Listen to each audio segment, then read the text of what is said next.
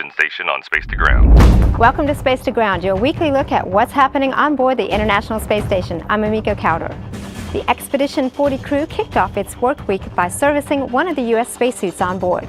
Commander Steve Swanson and flight engineer Reed Wiseman replaced a fan pump separator that removes moisture from the suit ventilation loop and provides oxygen to the crew member.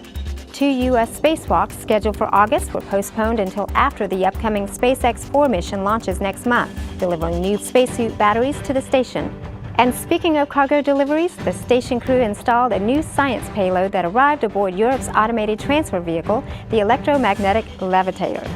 We will have molten spheres of metal alloys that we will float in there and research what happens to them in all different sorts of states. Borrowing a technique blacksmiths have used for centuries, this research may help industry develop better materials for use in everyday products from smartphones to jet engines. Research in space is making sea travel safer for ships around the globe. The latest installment of NASA's Benefits for Humanity series takes us to the high seas of the frigid Atlantic to learn how technology developed aboard ISS is being used to track ships and save lives.